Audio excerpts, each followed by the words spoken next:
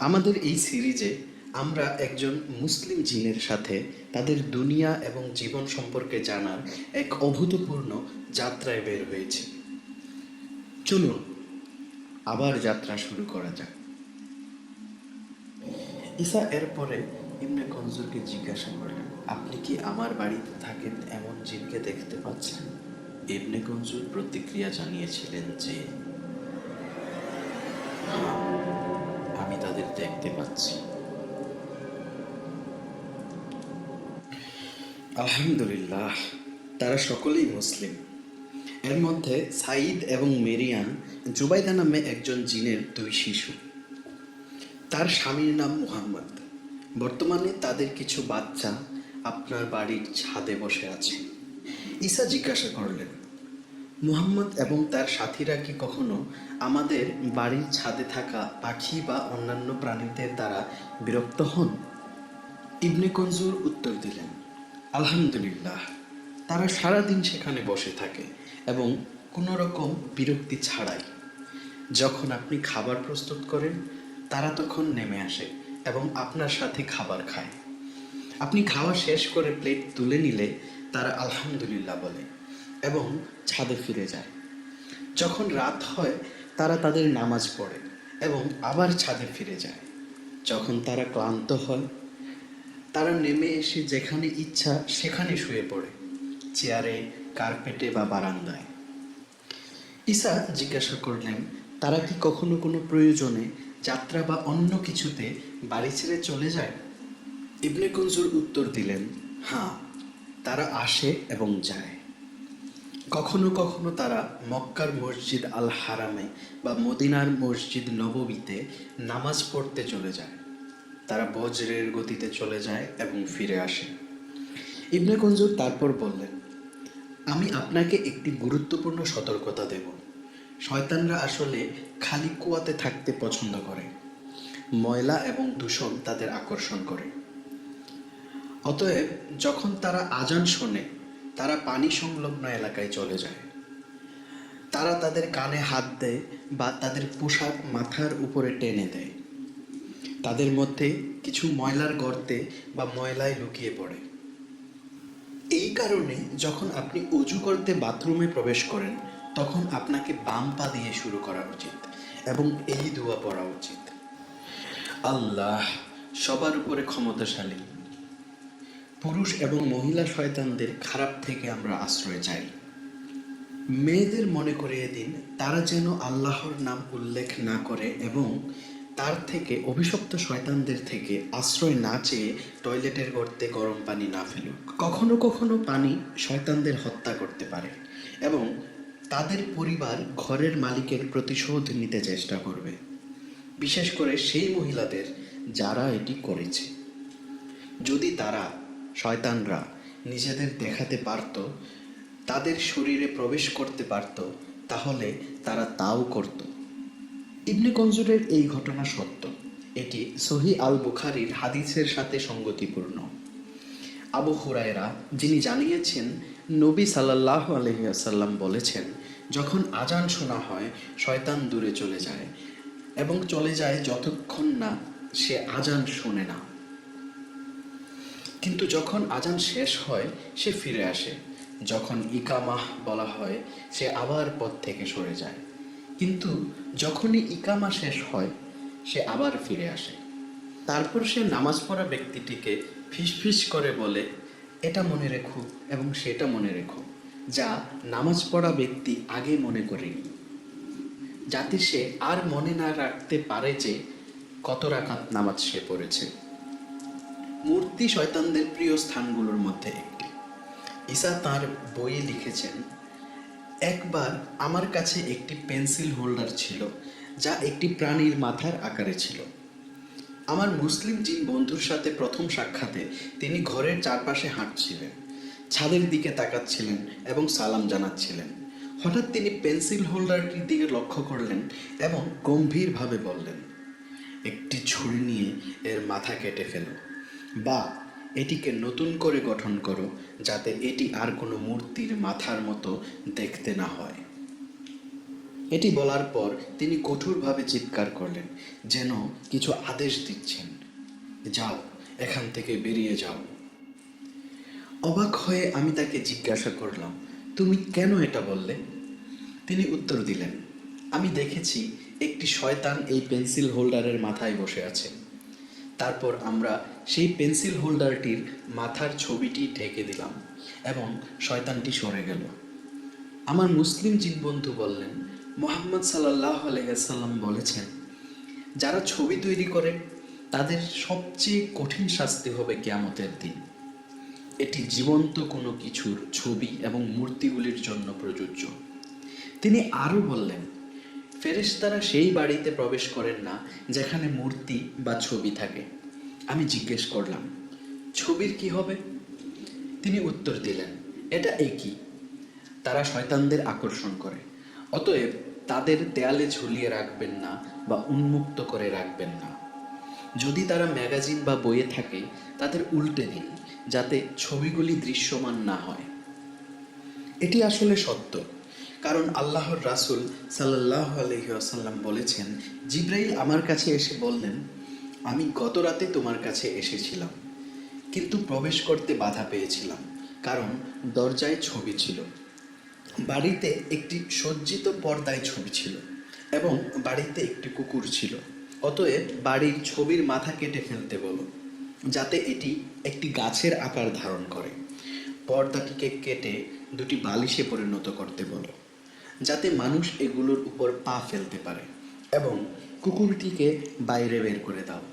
আল্লাহর রাসূল তারপর সেটি করেছিলেন। তারপর ঈসা ইবনে কুনজুরকে প্রশ্ন করলেন, আপনি যে সেই জিনদের আকর্ষণ করার জন্য চুম্বকত্বের কথা বলেছেন, তা কি বাস্তব চুম্বক, নাকি এটা শুধু একটি উপমা যা বোঝার জন্য সহজ করতে ব্যবহৃত হয়? না, তিনি আন্তরিকভাবে বললেন, এটি সত্যিকারের চুম্বক, বাস্তব অর্থে। আসলে শয়তানরা এটি গন্ধের মতো শুকে শুকে বের করেছে। তারা এটা দূর থেকে দেখতে পারত, কারণ এই মূর্তিগুলি একটি দীপ্তি বা রশ্মি ছড়াতো, যা আপনি মানুষের চোখ দিয়ে দেখতে পেতেন না। শয়তানরা এটি এমনভাবে অনুভব করেছে যেমন কেউ সুস্বাদু খাবারের গন্ধ শুকে। এটা আসলে বিজ্ঞানগতভাবে দেখলে যুক্তিসঙ্গত। প্রতিটি বস্তু, মূর্তিসহ এর পদার্থগত সংমিশ্রণ এবং তাপমাত্রার উপর ভিত্তি করে বৈদ্যুতিক চৌম্বক বিকিরণ ছড়ায়। পাথর, মার্বেল এবং ধাতু, যা সাধারণত মূর্তিতে ব্যবহৃত হয়, তাদের পার্থক্যযুক্ত আণবিক গঠন থাকে যা নির্দিষ্ট বৈদ্যুতিক চৌম্বক ফ্রিকোয়েন্সি নির্গত করতে সক্ষম। আলোর, শব্দের বা তাপের শক্তি প্রতিফলিত বা শোষণ করতে সক্ষম। এই বিকিরণগুলি একটি ইএমএফ স্বাক্ষর তৈরি করে, যা মূর্তিটির জন্য অনন্য। যেমন আমরা জানি, জিনরা হলো দাহ্য অগ্নির সত্তা। এটি সূচিত করে যে তাদের অস্তিত্ব পদার্থের চেয়ে শক্তির সাথে আরও ঘনিষ্ঠভাবে সম্পর্কিত হতে পারে। যদি আমরা হাঙরের মতো প্রাণীদের তুলনা করি, যারা বিশেষাঙ্গিক অঙ্গ দ্বারা বৈদ্যুতিক ক্ষেত্র শনাক্ত করে, তাহলে জিনদের মধ্যে হয়তো ইএমএফ বা বিকিরণ উপলব্ধি করার এক প্রকার অস্বাভাবিক ক্ষমতা থাকতে পারে। শক্তির মতো আগুন থেকে তৈরি হওয়ায় জিনরা নির্দিষ্ট বিকিরণগুলির সাথে সাদৃশ্যপূর্ণ থাকতে পারে। এমন বস্তুগুলি যা বৈশিষ্ট্যমূলক ইএমএফ নির্গত করে তত্ত্বগতভাবে তাদের মনোযোগ আকর্ষণ করতে পারে কম্পনীয় সাদৃশ্যের কারণে। যেমন শার্ক লরেনজিনি আমপুলা ব্যবহার করে বৈদ্যুতিক ক্ষেত্র শনাক্ত করে, তেমনি জিনও সূক্ষ্ম ইএমএফ বা বিকিরণ শনাক্ত করতে পারে। এই ক্ষমতাটি তাদেরকে সেগুলো শনাক্ত করতে সাহায্য করবে যেগুলির অনন্য শক্তির স্বাক্ষর রয়েছে, যেমন মূর্তি। এছাড়া কিছু পোকামাকড় এবং প্রাণী রাসায়নিক সংকেত, ফেরোমেন, মাইল দূর থেকেও শনাক্ত করতে পারে। এই সংকেতগুলি যেমন বিকিরণ চোখে দেখা যায় না, তবে ইন্টারঅ্যাকশনের জন্য অত্যন্ত গুরুত্বপূর্ণ। জিনদের মূর্তিগুলির প্রতি একটি আকর্ষণকে একটি সাদৃশ্য ঘটনা হিসেবে ধারণা করা যেতে পারে, যেখানে মূর্তিগুলির অনন্য বিকিরণ এবং শক্তির প্রোফাইল জিনদের সংবেদনশীলতার সাথে সঙ্গতিপূর্ণ হয়। এছাড়া নবী মুহাম্মদ সাল্লাল্লাহু আলাইহি ওয়াসাল্লাম বারবার মূর্তি ধ্বংস করার নির্দেশ দিয়েছেন। মক্কা বিজয়ের পর নবী সাল্লাল্লাহু আলাইহি ওয়াসাল্লাম খালিদ বিন ওয়ালিদ রাদিয়াল্লাহু তাআলা আনহুকে নাখালায় পাঠিয়েছিলেন, যেখানে একটি দেবীর মূর্তি ছিল যার নাম ছিল আল উজ্জা, যাকে কুরাইশ ও কানানাইট উপজাতি পূজা করতেন। খালিদ ৩০ জন ঘুড়সওয়ার নিয়ে সেই স্থানে পৌঁছলেন এবং মূর্তিটি ধ্বংস করলেন। তবে ফিরে আসার পর নবী সাল্লাল্লাহু আলাইহি ওয়াসাল্লাম তাকে জিজ্ঞাসা করলেন, আপনি কি সেখানে আর কিছু দেখেছেন? খালিদ উত্তর দিলেন, না। তাকে বলা হয়েছিল যে মূর্তিটি ধ্বংস হয়নি এবং তাকে ফিরে গিয়ে কাজটি সম্পন্ন করতে হবে। খালিদ রাদিয়াল্লাহু তাআলা আনহু আবার নাখালায় গেলেন এবং এইবার তিনি আরেকটি মূর্তি দেখলেন এবং সেখানে তিনি একটি কালো এবিসিনিয়ান ইথিওপিয়ান নারীকে দেখলেন, নগ্ন এবং অবিন্যস্ত চুলসহ। তিনি তাকে তার তলোয়ার দিয়ে আঘাত করলেন এবং তাকে 2 টুকরো করে কাটলেন। মুসলিম পণ্ডিত সাইফুর রহমান আল মুবালকপুরি অনুযায়ী তিনি আবার ফিরে এসে নবীকে তাঁর কাহিনী শোনালেন। তখন নবী নিশ্চিত করলেন যে কাজটি পূর্ণ হয়েছে। বললেন যে কালো ইথিওপিয়ান নারী আসল আল উজ্জা ছিলেন। ইবনে আব্বাস রাদিয়াল্লাহু তাআলা আনহু বলেছিলেন, আল উজ্জা ছিল এক নারী শয়তান, এবং এই কাহিনী বুঝিয়ে দেয় যে শয়তানদের আসলেই মূর্তির প্রতি বেশ আকর্ষণ রয়েছে। শিশুদের খেলনাগুলি যদিও তারা মূর্তির মতো দেখতে, তবে তারা অন্যান্য মূর্তির মতো জিনদের আকর্ষণ করে না, বিশেষ করে যখন শিশু তারা নিয়ে খেলে। এই পার্থক্যের কারণ শুধুমাত্র আল্লাহ সর্বজ্ঞ জানেন। ইবনে কনজুর পরামর্শ দিলেন, সতর্ক থাকুন এবং আপনার বাড়ির কোনো রুম ব্যবহার না করে ছেড়ে দিবেন না। যদি আপনি একটি স্থান, যেমন আপনার শোবার ঘর খালি ছেড়ে দেন, তবে সেখানে শয়তান প্রবেশ করতে পারে এবং খালি স্থানটি দখল করতে পারে। এই পরামর্শটি সহিহ মুসলিম হাদিসে সমর্থিত, যেখানে নবী মুহাম্মদ সাল্লাল্লাহু আলাইহি ওয়াসাল্লাম বলেছেন, প্রথম কক্ষ পুরুষের জন্য, দ্বিতীয় তার স্ত্রীর জন্য, তৃতীয় অতিথিদের জন্য এবং চতুর্থ কক্ষ শয়তানের জন্য। জিনদের জীবন মানুষের মতোই, সেখানে ভালোবাসা এবং ঘৃণা, একমত হওয়া এবং সংঘাত, স্নেহ এবং শত্রুতা সবই রয়েছে। তাদের আনন্দের অনুভূতি এবং সামাজিক আচার আচরণ তাদের মধ্যে পার্থক্য তৈরি করে। একটি গোষ্ঠী অন্য একটি গোষ্ঠী থেকে আলাদা, একটি পরিবার অন্য একটি পরিবার থেকে, একটি শহর অন্য একটি শহর থেকে, এমনকি একটি দেশ অন্য একটি দেশ থেকে আলাদা। জিনদের গর্ভধারণের সময়কাল মানুষের তুলনায় দীর্ঘ, যা 15 মাস পর্যন্ত স্থায়ী হতে পারে। তারা সাধারণত 7 থেকে 9 জন সন্তান জন্ম দেয়, যদিও কিছু ক্ষেত্রে তারা 12 জন পর্যন্ত সন্তান নিতে পারে। মানুষের এবং জিনদের মধ্যে বিবাহের সম্ভাবনা প্রায় অসম্ভব বলেই ধরা হয়, কারণ তাদের প্রকৃতির মধ্যে উল্লেখযোগ্য পার্থক্য রয়েছে। আল্লাহ সর্বশক্তিমান এটি কোরআনে স্পষ্ট করে বলেছেন যে, এবং তার নিদর্শনগুলির মধ্যে একটি হলো তিনি আপনাদের জন্য আপনাদের মধ্য থেকে সঙ্গী তৈরি করেছেন, যাতে আপনি তাদের মধ্যে শান্তি পান, এবং তিনি আপনাদের মধ্যে ভালোবাসা এবং দয়া স্থাপন করেছেন। এই আয়াতটি জিন এবং মানুষের জন্য প্রযোজ্য। এটি জোর দেয় যে মানুষ অন্য মানুষের সাথে বসবাস করতে তৈরি এবং জিন অন্য জিনদের সাথে বসবাস করতে তৈরি। ইবনে তাইমিয়া উল্লেখ করেছেন যে জিন এবং মানুষের মধ্যে বিবাহের একমাত্র সম্ভাব্য পথ হলো যদি জিন মানব আকারে আত্মপ্রকাশ করে। তবে এই ক্ষেত্রেও এমন একটি ইউনিয়ন থেকে সন্তানের জন্ম অসম্ভব, কারণ 2 প্রজাতির মধ্যে গুরুত্বপূর্ণ জৈবিক পার্থক্য রয়েছে। অবশেষে এমন বিষয়গুলির বাস্তবতা শুধুমাত্র আল্লাহর উপর নির্ভর করে এবং তিনি একমাত্র জানেন কি সম্ভব তার পুরো মাত্রায়।